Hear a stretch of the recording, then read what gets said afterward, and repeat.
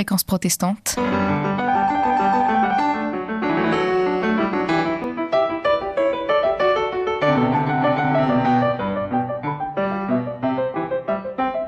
Philippe Bilger. Philippe Bilger les soumet à la question.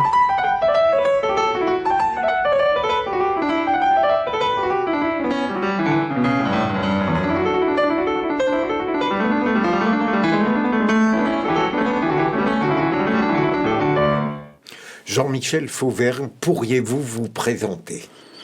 Bonjour Philippe Bilger, oui, je peux me présenter, je suis Jean-Michel Fauvergne, j'ai été pendant 40 ans policier, j'ai terminé ma carrière de police en commandant le RAID dans les années 2013 à 2017, c'est-à-dire les années les plus sombres en termes d'attentats contre la France, et donc j'ai eu à gérer ces affaires-là, j'étais à la tête du RAID à cette époque-là.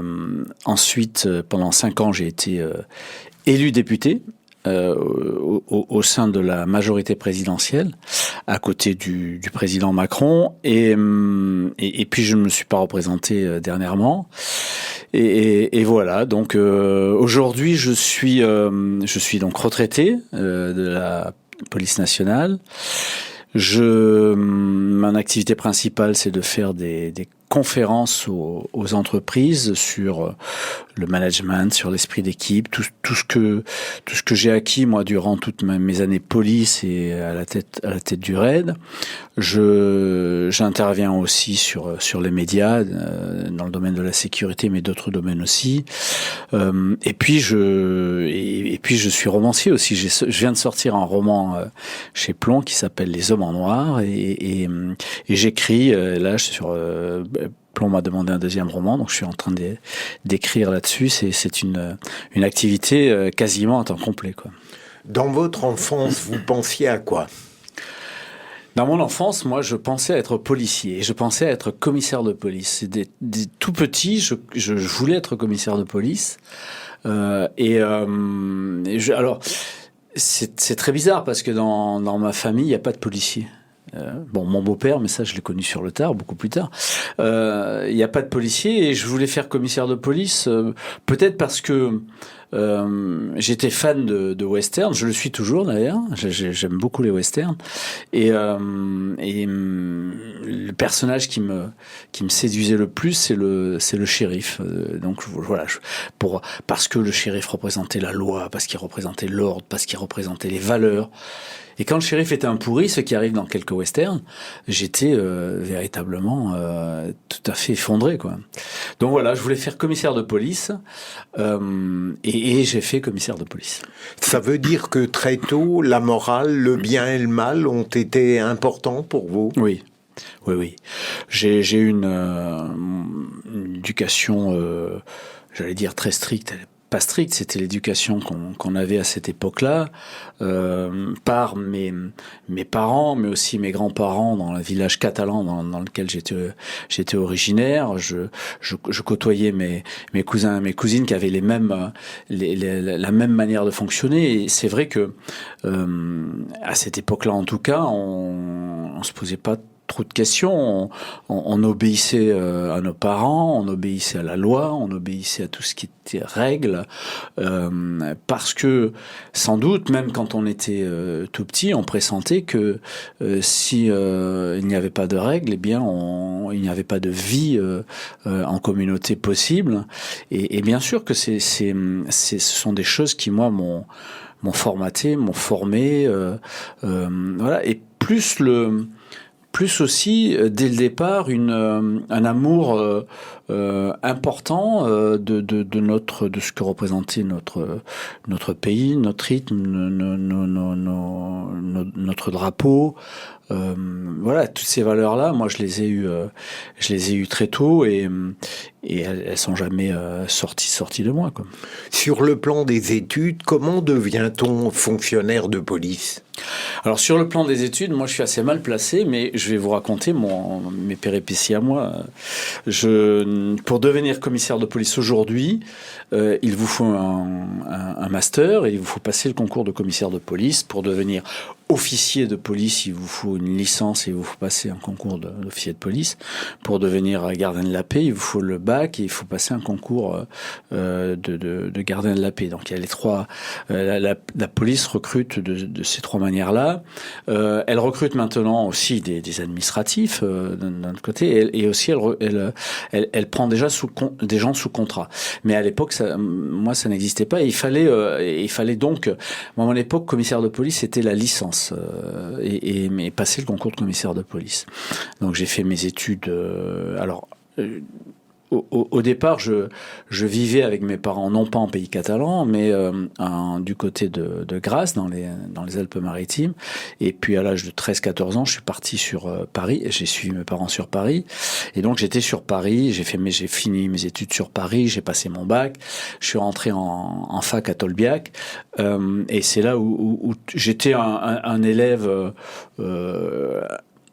moyen, se reposant un peu sur ses acquis, et c'est à la fac où les choses se sont gâtées, puisque comme vous le savez, à la fac, il faut travailler par soi-même, et ça, pour moi, j'étais un peu dilettante, hein, c'était dur, donc j'ai pas eu ma licence, et je suis passé, je suis rentré dans la police comme officier.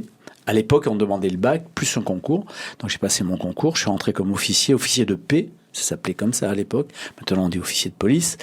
Et très rapidement, j'ai passé 4 ans comme officier où je me suis régalé. J'étais en Seine-Saint-Denis la nuit comme jeune officier à 21 ans. Dans le département un des départements qui était déjà à l'époque le plus criminogène de France, et je me suis régalé. J'ai fait du vrai travail de flic de voie publique en tenue, mais au bout de 4 ans, j'ai passé mon concours de commissaire. Ça ne m'avait pas sorti de la tête, et j'ai réussi mon concours de commissaire. Et là, je suis parti en école de commissaire, et ensuite j'ai eu un déroulé de carrière de commissaire de police qui est vaste et varié, puisque moi j'avais décidé de rentrer dans la police pour essayer de toucher un peu à tous ces métiers de la police, parce que la police est un merveilleux endroit, un merveilleux creuset où on a plusieurs types de professions à faire. Vous pouvez travailler dans la PJ, donc sur des enquêtes. Vous pouvez travailler dans le renseignement. Ça s'appelle la DGSI aujourd'hui, ou la DCRI. Vous pouvez travailler donc dans le renseignement. Vous pouvez travailler sur du maintien d'ordre. Vous pouvez travailler sur de l'intervention, comme j'ai fait moi avec les groupes d'intervention de la police nationale que j'ai commandé, ou avec le RAID que j'ai commandé. Vous pouvez travailler dans la coopération avec l'étranger, puisque moi j'ai travaillé à la fois au Mali et au Gabon en coopération avec les étrangers, à former des policiers étrangers et à travailler sur du renseignement ou d'autres choses de ce genre-là. Vous pouvez travailler sur de la formation, vous pouvez travailler sur de la communication. Enfin, vous avez 10, 15 boulots différents. Et moi, dans ma carrière, j'ai fait une dizaine de boulots différents. Durant vos études, à aucun moment la tentation d'un autre métier ne vous est venue. C'était la police. Non, j'ai pas été tenté par d'autres métiers, mais vous savez, à l'époque, Philippe, jusqu'à récemment d'ailleurs, les papas et les mamans étaient rassurés quand leurs enfants leur disaient: moi je veux être fonctionnaire. Et la police, c'est la fonction publique, alors avec un peu une prise de risque due à la teneur même du travail, mais c'est quand même la fonction publique. Et donc, vous étiez assuré à l'époque, quand vous rentrez dans la police, d'avoir une carrière longue. Et d'ailleurs, c'est ce que j'ai fait, 40 ans de police, c'est pas rien. Et donc, ça rassurait les parents. Moi, c'était ma vocation première. Donc, j'étais à la fois fonctionnaire, mais surtout fonctionnaire actif, d'action, du terrain.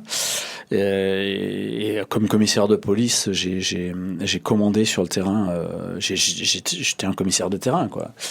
Et non, ça m'a l'idée de faire autre chose ne m'a jamais atteint l'esprit, d'autant que dès que je suis rentré dans la police, je dis en faisant les dizaines de boulots différents, je ne me suis jamais ennuyé une seule fois.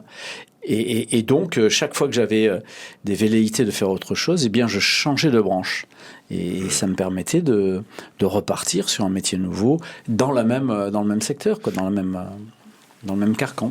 Est-ce qu'on peut dire que toutes ces fonctions vous ont préparé presque inconsciemment au raid, ou non? Oui, bien évidemment. D'abord, je vous ai dit, Philippe, que quand j'étais petit, je voulais être commissaire de police. Et dès que j'ai été commissaire de police, j'ai passé mon concours en 84. Je suis rentré dans l'école des commissaires de police, la belle école des commissaires de police à Saint-Cyr-au-Mont-d'Or en 84. J'en suis sorti en 86. On a 2 ans d'école quand on est commissaire de police. Et c'est l'époque où a été créé le RAID, à cette époque-là. Et dès que le RAID a été créé, j'ai voulu rentrer au RAID aussi. Donc vous voyez, je marche un peu par une nubilation. C'est quelque chose un peu d'obsessionnel, quoi. On va le dire comme ça. Mais bon, c'est comme ça que je raisonnais. Et donc, évidemment, moi, j'ai tout fait pour aller au RAID. D'ailleurs, quand j'étais élève commissaire de police à l'école à Saint-Cyr-au-Mont-d'Or, j'ai demandé à aller voir le chef du RAID de l'époque, qui était Ange Mancini, un grand flic s'il en est, qui m'a reçu très gentiment au RAID, et je lui ai dit, voilà, moi je veux intégrer le RAID. Est-ce que vous, parce qu'à l'époque on vous voyait ses supérieurs, Pardon. est-ce que vous ne penseriez pas, par exemple, à faire un 3e poste de commissaire de police, un sorti d'école? Voilà, moi je suis volontaire. Et bon, il a rigolé, il a trouvé ça, je pense, assez gonflé. Il m'a dit non, pour l'instant non, mais garde ton projet en tête et un jour tu y arriveras. Et j'ai toujours voulu donc rentrer dans le RAID. Et je suis, alors c'est marrant parce que il y a plusieurs moments où j'étais à 2 doigts d'y entrer. Soit comme adjoint, soit comme chef. J'étais à 2 doigts d'y entrer et ça ne s'est jamais fait jusqu'au moment 2013 où j'y suis allé, mais j'y suis allé, j'ai pris le commandement du RAID à 57 ans, donc c'est-à-dire avec une certaine expérience de la vie, mais surtout avec une certaine expérience du commandement de terrain des divers unités que j'avais commandées et pour certaines que j'avais construites ou reconstruites. Et je suis arrivé au RAID avec une expérience transversale importante, une expérience à la fois des hommes, du commandement des hommes, et une expérience du terrain et de la matière police qui m'a permis d'avoir quelque chose de très riche qui bouillonnait en moi, et j'ai pu m'en servir justement pour le commandement de cette unité qui n'est pas un commandement facile en soi. Avant qu'on parle du RAID, Jean-Michel Fauvergue, la formation d'un policier, d'un commissaire, est-ce qu'elle permet un juste équilibre entre les activités physiques qui doivent être très importantes et je dirais la capacité intellectuelle? Comment ça se passe? Alors moi, à mon époque où je suis rentré, donc 84-86 à l'école des commissaires de police, les choses étaient relativement équilibrées dans ce déséquilibre traditionnel qu'on a en France entre le physique et l'intellect. Quand vous sortez d'école, en école, en lycée, en collège, le physique, on le développe pas trop. Hein. Vous serez d'accord avec moi. On en parle beaucoup, on le développe peu. On le laisse, ça, dans la sphère de la vie privée. Ce qui est quelque chose qui est pas convenable en soi, parce que on sait tous très bien que les deux choses, le physique, l'intellect, vont de pair pour qu'on soit équilibré dans notre vie de tous les jours. À l'école des commissaires de police, on travaillait sur le physique dans nos heures privées. mais on travaillait pas mal. On était une promotion assez soudée et on faisait beaucoup de choses, en particulier du sport collectif, mais pas que, des arts martiaux, etc. Moi, j'étais déjà à l'époque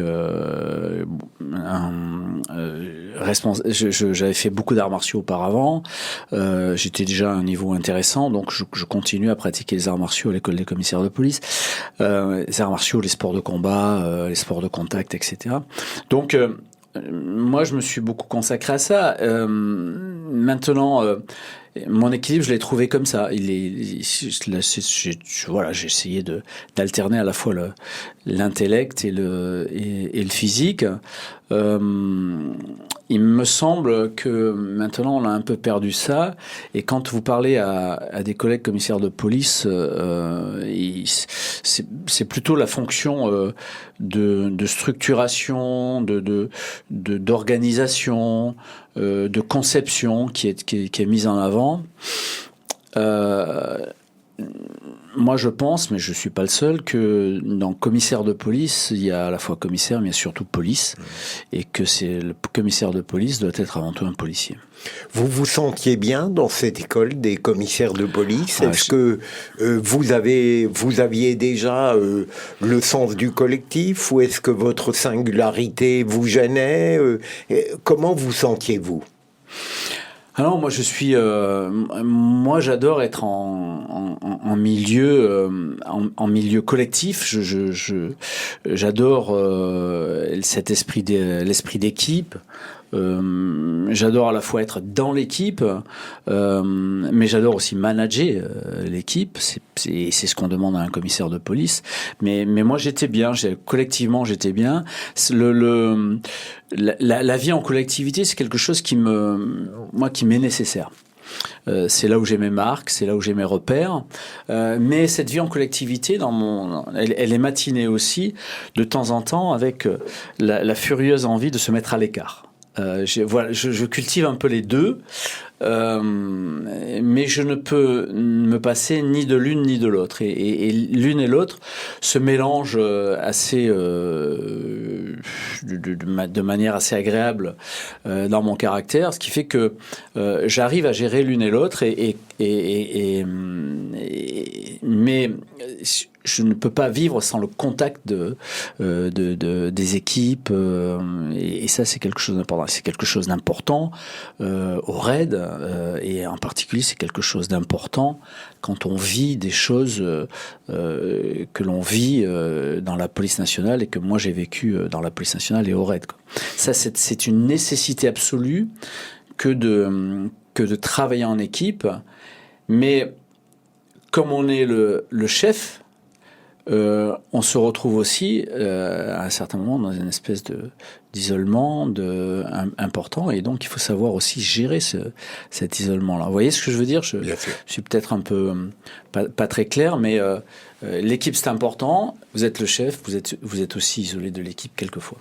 Avant que vous deveniez à 57 ans donc patron du RAID, y a-t-il des moments antérieurs, forts, dangereux, qui vous ont marqué? Tout le temps, parce que j'ai été un commissaire de police, j'étais un policier de terrain. J'ai commencé comme officier de paix, donc en Seine-Saint-Denis, la nuit, à courir derrière les voleurs. Ça, on faisait du flagrant délit à l'époque, et comme font toujours d'ailleurs les collègues sur le terrain maintenant. On faisait du flagrant délit, donc on courait derrière les voleurs.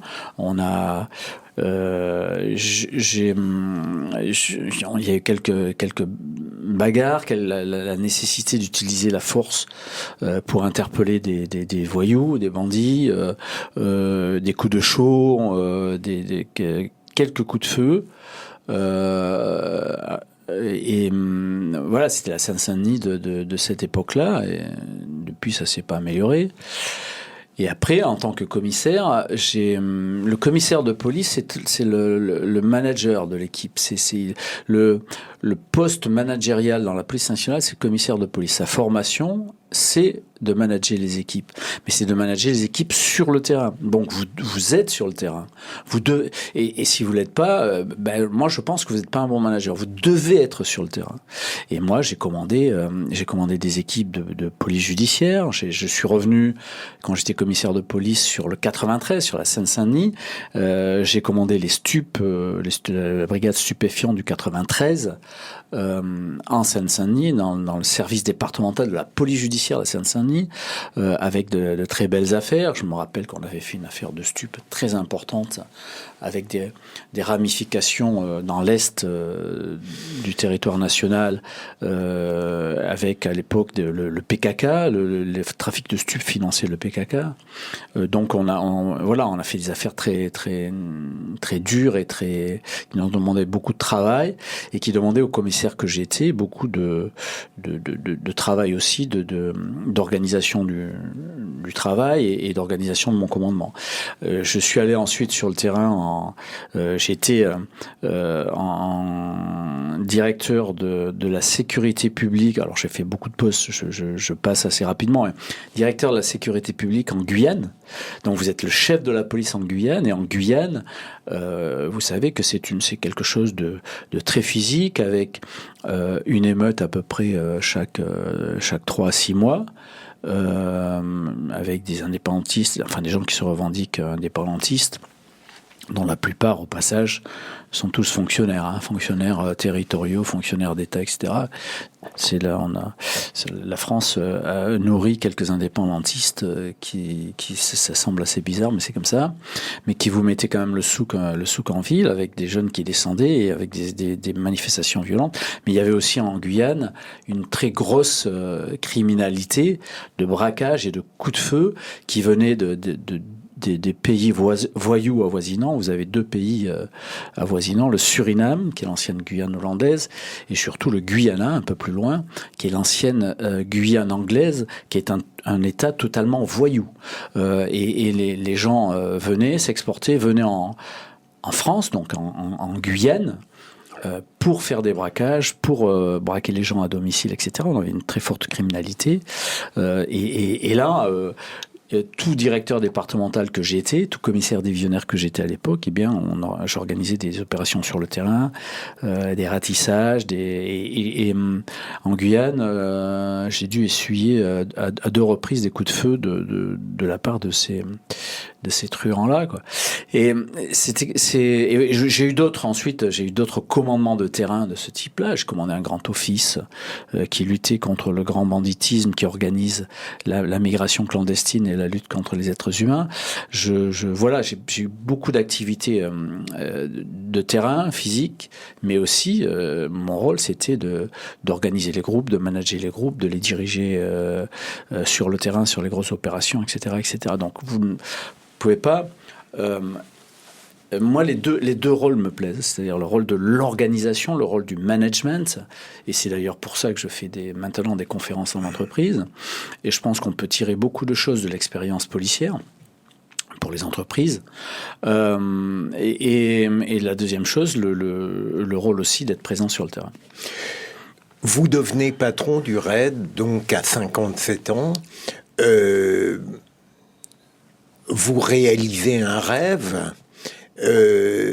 Comment trouvez-vous ce service prestigieux quand vous y arrivez? Est-ce que vous songez à le prendre tel quel, ou est-ce que vous envisagez peut-être de le réformer? C'est une très bonne question. Moi, je prends le RAID en mai 2013, effectivement à 55 ans, avec l'expérience que j'avais à titre personnel, mais je le prends aussi surtout après avoir connu les groupes d'intervention de la police nationale, qui sont des petits groupes qui étaient disséminés un peu partout en France, dans les grandes métropoles, à Lille, à Lyon, à Marseille, à Bordeaux, etc., à Rennes, et qui sont des petits groupes habiles, d'une vingtaine de personnes, et qui vont aussi sur les preneurs, comme le RAID, sur les prises d'otages, les forcenés, etc., etc. etc. D'ailleurs, quand moi j'arrive au RAID, mon prédécesseur, qui a fait un travail de fond phénoménal, Amaury de Hautecloque, avait pris en compte la formation des GIPN dans le cadre d'une grande formation globale du RAID et des GIPN, et de la BRI d'ailleurs aussi. Et donc il y avait déjà des points de ressemblance et un recrutement commun, des formations communes qui permettaient d'avoir ces passages-là. Moi, je prends le RAID sur ces entrefaits. Je prends le RAID après, d'abord avec une feuille de route du directeur général qui me dit il faut faire encore plus de rapprochement entre ces GIPN-là et le RAID. Alors, en termes de rapprochement, effectivement, en 2015, on a intégré totalement les GIPN au RAID en les transformant en antennes RAID. Donc maintenant, vous n'avez plus de GIPN, des groupes d'intervention de la police nationale, vous les avez plus, mais vous avez des antennes du RAID. Vous avez la grosse unité du RAID qui est à Bièvre, en région parisienne, et vous avez l'antenne de Lille, l'antenne de Marseille, l'antenne de Montpellier. On en a créé d'autres d'ailleurs d'antennes. On a créé Montpellier, on a créé Toulouse, on a créé Nancy. Et le chef du RAID actuel, celui qui m'a succédé, et à continuer, comme quoi c'est une continuité tout ça.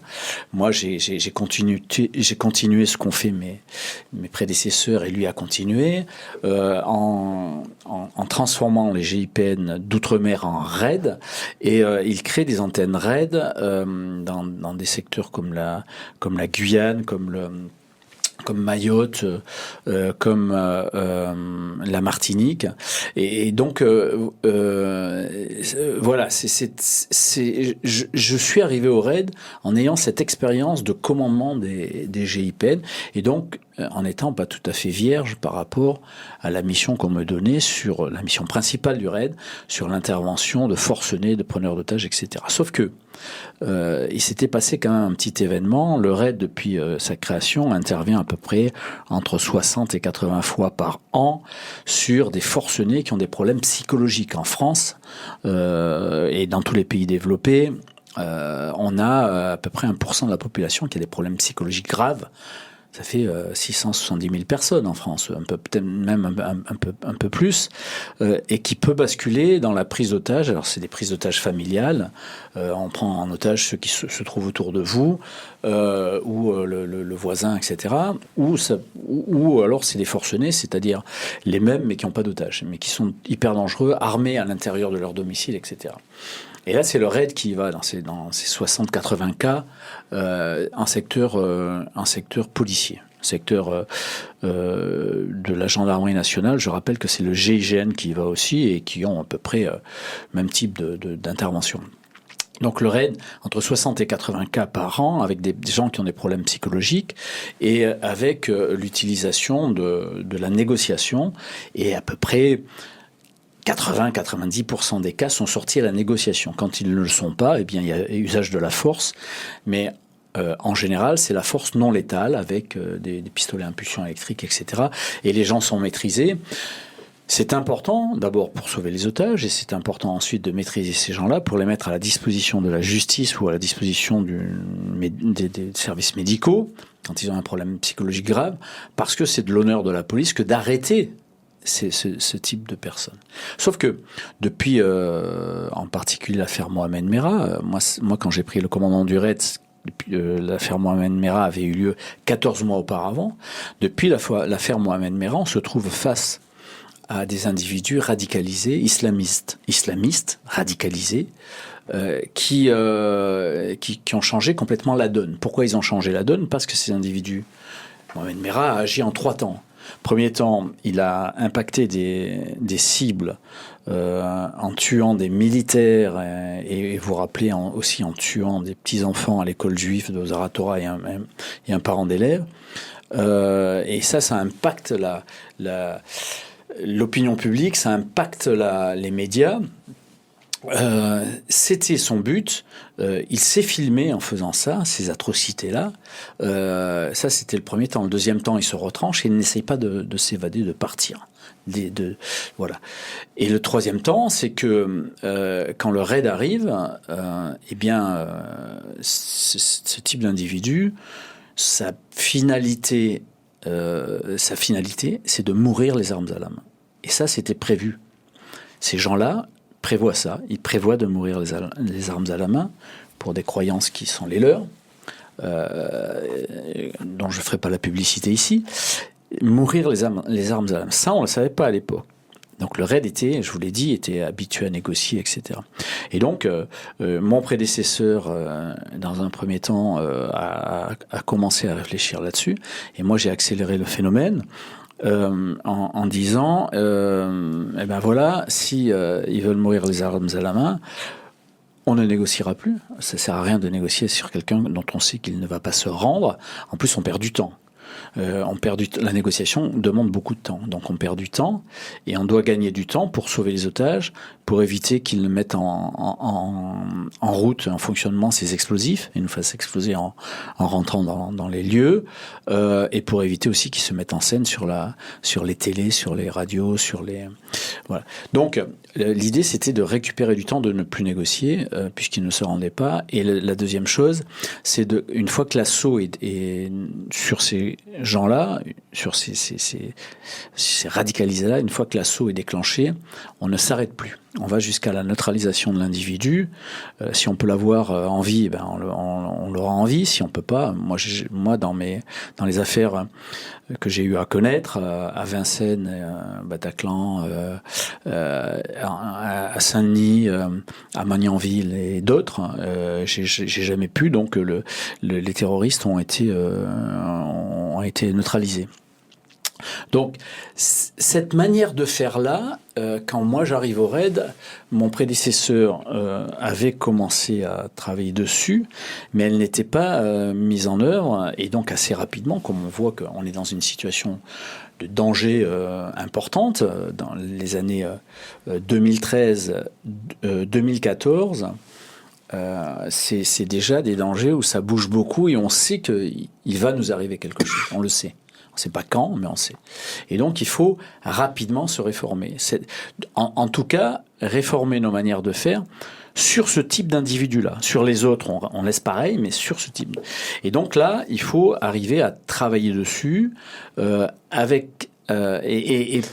vous êtes chef d'un service comme le RAID, mais mon collègue du GIGN de l'époque, mon collègue et mon copain du GIGN de l'époque a travaillé dessus aussi, de la même manière.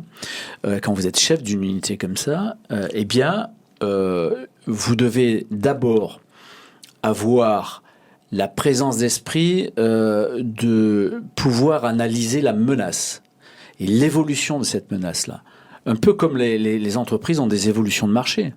Là, je fais toujours le parallèle avec les entreprises parce que ça me frappe beaucoup. Donc, il faut avoir cette évolution de la menace. Et une fois que vous avez l'évolution de la menace, il faut que vous décliniez par rapport à l'évolution de la menace. C'est quand vous êtes le chef, quand vous êtes le manager, quand vous êtes le leader, il faut que vous décliniez par rapport à la menace votre stratégie. La stratégie, elle vient d'en haut, toujours. Après, elle est déclinée jusqu'au plus bas, mais il faut la décliner. Il faut que les gens que vous ayez sous votre autorité sachent vers où vous allez et pourquoi vous y allez. Il faut leur expliquer aussi. Il faut être très transparent. Il faut leur dire, voilà, la menace, elle a changé.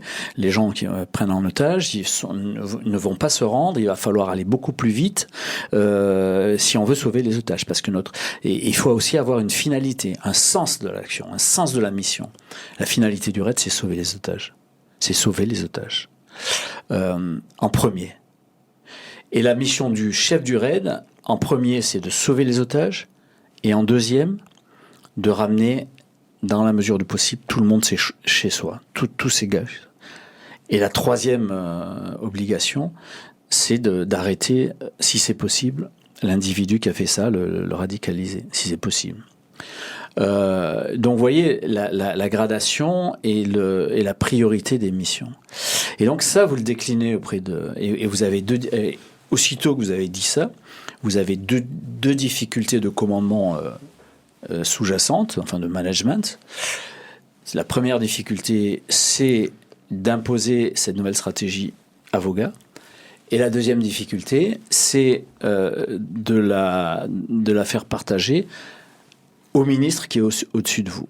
Et c'est ce que je me suis employé à faire, et avec les résultats que l'on connaît. Sur Vincennes, on a mis en place l'ensemble de ces nouveaux process, et on a sauvé, avec la BRI, le RAID et la BRI, tous ensemble, on a sauvé tous les otages.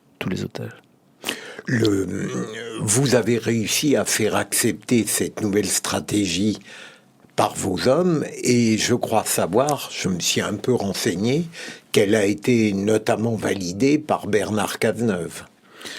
Oui, bien sûr, elle a été validée par Bernard Cazeneuve. Mais là, on a joué malin avec Thierry Orozco, le chef du GIGN à l'époque. Quand Bernard Cazeneuve arrive comme ministre de l'Intérieur, moi j'ai connu Valls, puis Bernard Cazeneuve. Quand il arrive comme ministre de l'Intérieur, Bernard Cazeneuve, la première chose qu'il fait, c'est que il visite le GIGN et le RAID. Voilà, les deux unités d'intervention. Et puis ensuite, il est allé à la BRI, bien évidemment. Mais les deux unités d'intervention nationales, le GIGN et le RAID, il les visite. Et nous, ça faisait quand même, depuis 2014, avec le chef du GIGN, qu'on travaillait donc sur un certain nombre de choses. D'abord, la nouvelle doctrine, c'est-à-dire, si on est en face d'un individu radicalisé, ne plus négocier et aller beaucoup plus vite. Ça, c'est la première doctrine. La deuxième chose, c'est de se dire aussi, on se l'était dit en tête-à-tête avec le chef du GIGN, si demain on a un attentat du style de Westgate à Nairobi, qui était un attentat qui nous a toujours servi de point phare pour étudier les choses, un attentat dans un centre commercial. Si demain on a un attentat dans un centre commercial, que ce soit au niveau police ou au niveau gendarmerie, dans le secteur police ou en secteur gendarmerie, on sera pas assez avec nos propres unités pour intervenir. Il faudra donc qu'on intervienne à 2 et à 3 avec la BRI, si c'est en région parisienne, éventuellement. Et ça, on a travaillé avec le chef du GIGN là-dessus, en disant, écoute, et de manière tout à fait franche et loyale. D'ailleurs, je fais une petite parenthèse, plus on est dans des situations qui sont tendues, plus on est en état de guerre, mieux on travaille avec les autres. Et moins le danger est prégnant, moins bien on travaille avec les autres. C'est un peu bizarre, mais c'est comme ça. Dans l'action, on travaille, on fait plus de collaboration et de coopération. Eh bien, on s'est dit tous les deux, chef GIGN, chef RAID, si on a une attaque dans un centre commercial, c'est au bas mot 2 à 3 étages, avec des boutiques partout, et derrière les boutiques des réserves, etc. Il vous faut énormément d'hommes pour aller là-dessus. Eh bien, il faudra qu'on mette nos 2 unités. Alors évidemment, si c'est en secteur police, c'est le RAID qui prend le commandement, et le GIGN qui est concurrent. Si c'est un secteur gendarmerie, c'est le GIGN qui prend le commandement et le RAID qui est concurrent. Et donc on a travaillé sur des trucs. Et quand Bernard Cazeneuve arrive, on a déjà, nous, avec le GIGN, une tradition de travail, et avec la BRI aussi, où on fait des exercices, une tradition de travail qui est déjà bien ancrée, bien actée. Et assez rapidement, on lui décrit en particulier ce que je vous ai dit, c'est-à-dire que si on a une prise d'otage par un individu radicalisé, on ne négociera plus et on ira beaucoup plus vite dans l'assaut. Difficile à dire ça à un homme politique, d'autant plus que je l'ai été, et de l'intérieur. Et je sais, quand vous dites à un ministre de l'Intérieur, monsieur le ministre de l'Intérieur, on ne va pas négocier. Et le ministre de l'Intérieur est en droit de vous dire, mais attendez, moi, qu'est-ce que je vais dire à la presse ? Il faut que je dise à la presse qu'on a donné l'assaut après des négociations, etc. Eh ben non, ça, on vous le ferait plus. Et il a dit, ok. À un certain moment, il a dit OK. Donc voilà, vous voyez, on essaye on s'est accaparé ça, et on a beaucoup partagé avec le ministre de l'Intérieur de l'époque, qui nous a beaucoup écoutés parce qu'on était dans une période qui bougeait beaucoup de ce point de vue-là. Et dans les périodes de crise de ce type-là, eh bien, on est, d'une manière générale aussi, quand on est opérationnel, et quand on va avec notre unité, là où plus personne d'autre ne peut aller, eh bien, on nous écoute beaucoup, et c'est une bonne chose.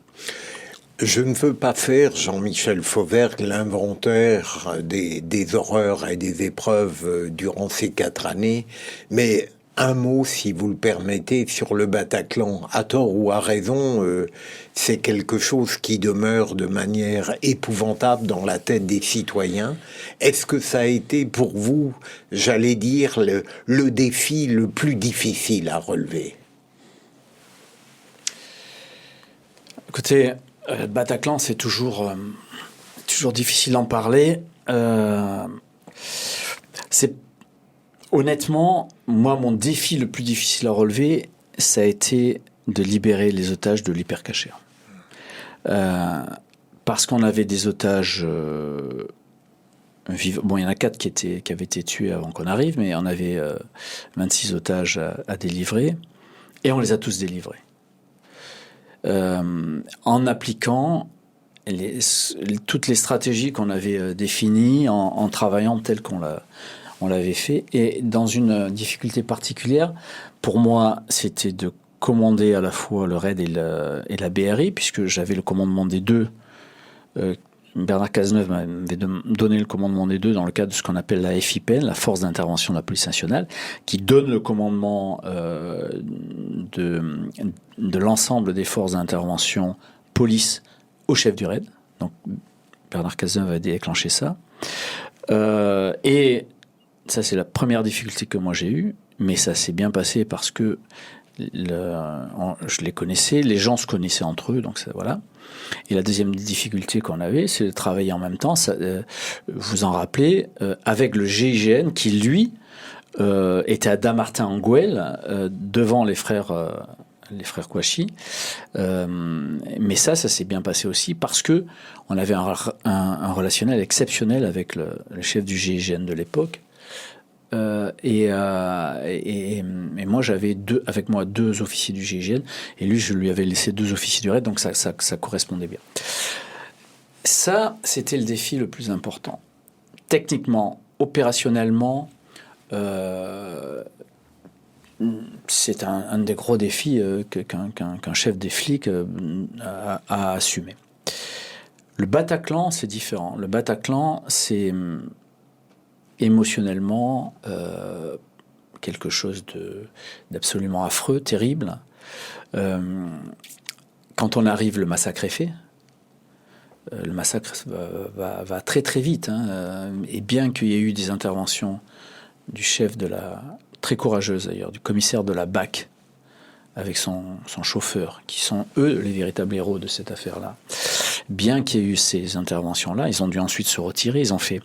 Ils ont impacté un premier kamikaze qui a explosé, mais ils ont dû se retirer parce que sous les feux des Kalachnikov, ils pouvaient pas tenir. Bien qu'il y ait eu ça, le massacre s'est fait très très vite. On a eu rapidement un peu moins d'une centaine de morts au Bataclan. Et puis aussi, pour la première fois de notre histoire, je souhaite que ce soit la dernière, je ne sais pas, on a eu des kamikazes. Dans d'autres pays, il y en a eu. En France, il n'y en avait jamais eu. Une kamikaze, c'est un danger phénoménal. C'est une bombe intelligente et qui peut se coller à une unité d'assaut et mettre au tapis la moitié de l'unité d'assaut. C'est quelque chose de phénoménalement très difficile sur laquelle on a du mal à intervenir. Donc le Bataclan, c'est ça. Et le mal était fait quand on arrive, mais on avait quand même à neutraliser avec la BRI les 2 autres kamikazes. Donc là, le RAID s'occupe du rez-de-chaussée, la BRI s'occupe du haut. Il n'y avait pas de commandement commun pour le Bataclan. Donc là, c'est la BRI donne l'assaut du haut vers le bas. et nous, on tient les accès du bas. Voilà comment ça s'est passé. Après, bon, tout le monde connaît la suite. Voilà comment ça s'est passé au Bataclan. C'est quelque chose de phénoménalement impactant. Et moi, je l'ai raconté une première fois dans un premier livre qui s'appelle Patron du raid, mais qui est un document, ce que les éditeurs appellent un document. Et j'ai eu besoin d'en reparler dans le roman Les Hommes en Noir, qui est paru chez Plomb il y a tout récemment, sur lequel je décris, alors je cite pas le Bataclan, mais je parle d'un théâtre où il y a une prise d'otage, et le roman permet de s'exprimer mieux, de dire des choses intéressantes, je pense, pas tout de vrai, puisqu'il y a des choses qui sont romancées, mais surtout de décrire un peu les sentiments. Moi, ce qui m'a beaucoup marqué dans l'assaut du Bataclan, c'est la distorsion du temps. Vous êtes à la tête du raid, vous rentrez dans cette horreur. Le temps passe comme une traînée de poudre. Moi, entre le moment où l'assaut est terminé et le moment où je rentre, où l'assaut est terminé, j'aurais dit il y a une demi-heure, en fait, il s'est passé plusieurs heures, quoi. Mais pareil, de la même manière, dans la même scène, dans la même pièce de théâtre, dans la même mauvaise pièce de théâtre, vous avez d'autres acteurs qui sont les otages, qui pour eux, le temps, c'est des siècles et des siècles, c'est une éternité qui s'est passée. Et donc, ça m'a philosophiquement, intrinsèquement, ça laisse des traces, et ça fait se poser des questions au temps qui passe et aux dangers que l'on court de manière différente les uns les autres, suivant qu'on soit du côté de la crosse ou du côté du canon du fusil. Jean-Michel Fauvergue, vous avez une vie tellement riche que il faudrait des heures pour en parler. Malheureusement, je suis obligé de précipiter un petit peu mes questions. Si je comprends bien, et on va clore ce chapitre, le chef du raid à la fois ordonne et participe, au fond. Oui, alors il ordonne, bien plus que ça, il anticipe, on lui demande d'avoir une vision des choses, il anticipe, il analyse les évolutions des situations, parce que sans analyse de l'évolution de la menace, on va agir comme on agissait les années d'avant et on ne sera pas bon, quoi. Donc il anticipe, il ordonnance les choses. Il essaye de mettre les meilleures personnes aux meilleurs endroits, et puis il participe à l'action à son niveau et à sa place. La place du chef d'unité de ce type-là, la place du chef du raid en tout cas, ça n'est pas d'être dans la colonne d'assaut, de se mettre dans la colonne d'assaut pour faire l'assaut avec ses opérateurs. Sa place, c'est d'être aux commandes des PC, des postes de commandement opérationnels, et de faire, avant assaut, le transfert d'informations entre le PC, le commandement opérationnel, qui est tenu au raid par un commandant des opérations, qui est l'adjoint du chef du raid, et qui est en général le chef d'état-major, le numéro 4 du raid, et de faire ce go-between entre ce PC opérationnel et le PC des autorités, dans lequel il y a toutes les autorités, et d'informer les autorités, de leur dire voilà, on en est là, on fait ça, on fait ça. Et à un certain moment, le rôle du chef du raid, c'est de choisir la meilleure stratégie parmi les stratégies que lui présentera son commandant des opérations, qui lui aura tous les renseignements en disant moi je propose de donner l'assaut, je propose de continuer la négociation dans les cas où ça n'est pas des individus radicalisés, Dans le cas où c'est des individus radicalisés, les options réduisent beaucoup puisqu'il y a juste l'assaut. Donc je vous propose de donner l'assaut. On va faire exploser, par exemple, à l'arrière pour faire une diversion. On va faire exploser les plafonds pour rentrer. On va faire exploser la porte. Ou alors on a les clés. On va faire etc. etc. Bon, tout ça est organisé par ce commandant des opérations. Et à un certain moment, il dit voilà, je vous propose patron. On appelle les chefs patron. Je vous propose telle option, telle option, telle option. Et le chef du raid va dire ben voilà, on va prendre cette option là. Et en même temps, il informe donc les autorités, et c'est l'autorité administrative, c'est-à-dire le préfet de police, et sur les grosses affaires, évidemment le ministre et le président de la République, qui vont dire top assaut, oui pour l'assaut, ou non pour l'assaut. Moi j'ai toujours eu des oui, bien sûr. Je désirais avoir un oui, j'ai eu le oui pour l'assaut, et les choses se font de cette manière-là.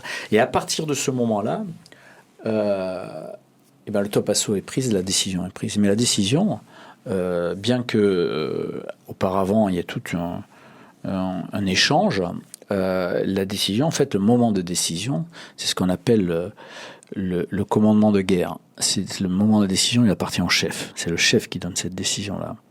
Et la décision d'assaut, surtout quand vous avez des otages, c'est une décision qui vous arrache les tripes. Elle, c'est pas savoir si ce soir je vais manger une pizza ou un burger. Ça n'a aucune conséquence, à part peut-être sur le cholestérol. Mais ça, c'est un choix.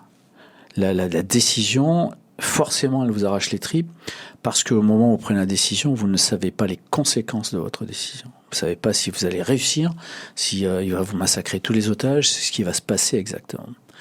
Et vous n'avez le résultat de la décision qu'une fois que l'assaut est terminé. Et quand vous avez ce résultat de la décision, en tant que chef, c'est là où c'est le plus dur. Si vous avez un succès, vous devez vous mettre à l'écart et le partager le donner à vos équipes qui s'en emparent. Si vous avez un échec, c'est tout pour vous. C'est ça être un chef, en fait, en réalité. La décision, la conséquence de la décision. Et donc, quand il y a cet aspect physique, cet assaut, eh bien, le chef du raid n'est pas dans la colonne d'assaut, il est sur son commandement. Et quand l'assaut part, eh bien, à minima, il se met au cul de la colonne, si vous me permettez cette expression, qui est très imagée. Il se met à l'arrière de la colonne. Et il ne se met pas dans la colonne. Pourquoi il ne se met pas dans la colonne ? Parce qu'il n'a pas la technicité de ces opérateurs qui travaillent toute la journée sur l'assaut, sur les réflexes, etc. Lui, il a une autre technicité, il doit être plus polyvalent, c'est quand même un flic, donc il sait tirer, il s'entraîne et il est physique, mais il n'a pas la technicité de ces gars. Et s'il se mettait à la colonne d'assaut, eh bien, la problématique, c'est que celui de devant et celui de derrière seraient là pour le protéger au détriment de leur mission à eux et de leur propre protection. Donc, il ne faut pas se mettre. Donc, il est derrière, au cul de la colonne, et puis, à un certain moment, il va rentrer, une fois que les gars sont rentrés, il va rentrer aussi, parce qu'il a besoin de rentrer pour voir les choses, pour commander de visu, pour commander au plus près du terrain, et surtout pour informer les autorités au-dessus. Voilà ce qui s'est passé, par exemple, à Vincennes. Mais à côté de ça, vous avez des situations non conformes. Très peu, mais des situations non conformes, où le chef du raid, lui, est exposé de la même manière que ces gars. Situation non conforme, je vous dis, au Bataclan. Le Bataclan, quand moi j'arrive, je suis à la tête de ma colonne d'assaut. Je ne suis pas le premier à arriver au Bataclan, puisque j'avais déjà mon adjoint qui était à l'intérieur avec une équipe rapide du raid, mais très limitée, 8 personnes, et le chef de la BRI avec une équipe rapide, 8 personnes. Mais moi, je suis à la tête de ma colonne d'assaut. Et quand je rentre au Bataclan, les deux terroristes sont retranchés de l'autre côté de la Seine. Eh bien, c'est un massacre généralisé. Moi, je rentre et le chef du raid et ses adjoints ne sont pas équipés de la même manière que leurs fonctionnaires. Ils n'ont pas l'équipement lourd contre les balles de Kalachnikov, etc. Nous, on est en léger, avec un casque léger, etc. Eh bien, malgré tout, le chef du raid et ses adjoints, et sa négociatrice à l'époque, et son chauffeur, qui ne sont pas protégés, rentrent devant et vont devant.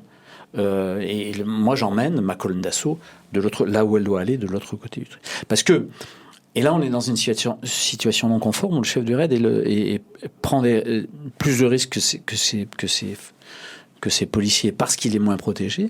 Mais on peut pas dire aux gars, écoutez, c'est par là-bas, messieurs, allez-y, moi je vous attends là, c'est pas possible, c'est impossible.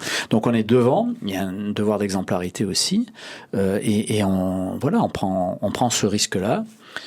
Qui est un risque qui ne se prend pas en général sur les autres types. On est dans une situation non conforme, mais c'est de notre compétence aussi que de gérer de cette manière-là ces situations les situations conformes à ce qu'on a prévu et les situations non conformes. Jean-Michel Fauvergue, apparemment, quel changement radical de passer de patron du RAID à un député de la majorité présidentielle ou d'une autre majorité. Est-ce que vous pouvez, en quelques mots, parce que malheureusement vous êtes tellement passionnant que le temps passe vite, que nous dire l'expérience que vous avez eue comme député et ce que vous en avez tiré. Nous avons encore très peu de minutes. Donc il faut que j'accélère. Alors, déjà, moi, je suis rentré en politique par hasard parce que nous avons une relation commune avec Emmanuel Macron qui m'a dit, écoute, quand il était candidat, est-ce que tu peux pas venir voir... J'étais chef du RAID encore à l'époque, est-ce que tu peux pas venir voir le candidat, parler avec lui sur le programme sécurité, etc., etc. Bon, ça s'est fait comme ça. De Karim Ansila, on a eu des contacts. Moi, j'apprécie beaucoup cet homme-là.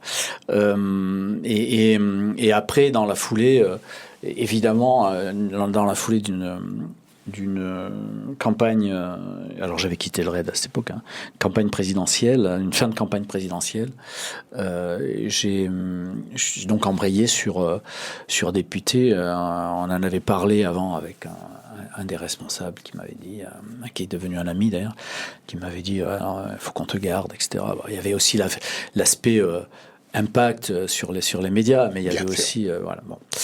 Donc du coup, je me suis présenté comme député là où j'habitais et là où j'habite, et j'ai donc été élu.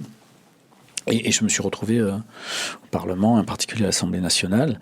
Moi, j'étais un député un peu particulier, puisque j'étais voilà, j'avais sur moi des projecteurs particuliers en tant que flic et en tant que chef du RAID. Et donc, j'ai été connu des médias. J'ai pas eu cette problématique qu'ont eu mes autres collègues, à part les gens qui sont déjà connus, les anciens ministres, etc. J'ai pas eu la problématique de me faire connaître et des médias, et les micros étaient souvent tendus, donc voilà, ça c'était un problème en moins pour moi, et c'est un vrai gros problème pour les députés et les sénateurs, parce qu'ils sont réélus quand ils sont connus. Et puis surtout, j'ai beaucoup bossé. On a, avec ma collègue Alice Toureau, députée de la Drôme, on a fait une étude sur le continuum de sécurité sur lesquels on a enchaîné sur une proposition de loi sur la sécurité globale, et qui est en train de refondre maintenant la manière dont on travaille avec à la fois la police, la gendarmerie, les polices municipales, la sécurité privée et le citoyen lui-même dans le cadre des réserves qui montent en puissance. Jean-Michel Fauvergue, il y a malheureusement déjà au moins 2 dernières questions. J'imagine à quel point, lorsqu'on a une carrière aussi riche et par certains côtés aussi dangereuse que la vôtre, elle l'a été en tout cas, ça doit être dur pour son environnement privé et familial. Est-ce que c'était le cas ? Oui, c'est le cas, mais bien sûr que c'était le cas. Mais moi, j'ai une vie familiale équilibrée, comme beaucoup de policiers, d'une manière générale, beaucoup de personnes, avec une épouse qui est mon épouse de toujours, et qui elle a développé une manière de réagir aux choses qui est une manière tout à fait personnelle, en particulier quand j'étais chef du RAID et même dans la politique, c'est de ne pas s'affoler et de s'isoler quand il y avait des affaires importantes, de s'isoler, surtout de fermer tous les médias, de ne pas écouter les médias. Et d'ailleurs, c'est quelque chose que je conseille à tous nos auditeurs. C'est à un certain moment, quand ils deviennent schizo, éteignez les télés et allez faire un footing, quoi. Elle s'isolait complètement et les choses se géraient de cette manière-là. Et on avait des codes. C'est-à-dire que moi, je la prévenais quand je partais en intervention par SMS et je la prévenais quand l'intervention était terminée sur les SMS. Et ça s'est passé de cette manière-là. Alors, je vous dis pas qu'elle a pas souffert, évidemment qu'elle a souffert d'un certain nombre de choses, mais ça permettait de réguler un peu mieux les choses et de ne pas croire et de ne pas entendre et de ne pas céder aux pseudo-informations qu'auraient certaines personnes qui pensent être bien renseignés et qui en général disent n'importe quoi. Donc voilà, la vie personnelle derrière, c'est quelque chose de particulièrement important, en particulier quand vous faites le boulot de flic, parce que c'est quelque chose qui vous régule, à condition de ne pas transporter votre job dans la famille. Il ne faut jamais parler de son job dans la famille. Deux conclusions, malheureusement, Jean-Michel Fauvergue.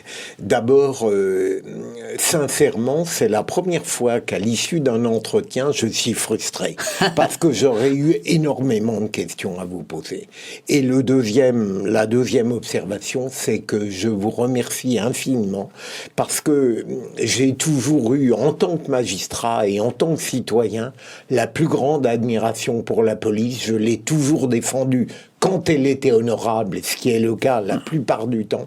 Et vous en avez été, et comme député également, une parfaite incarnation. Merci beaucoup. Merci Philippe, à vous.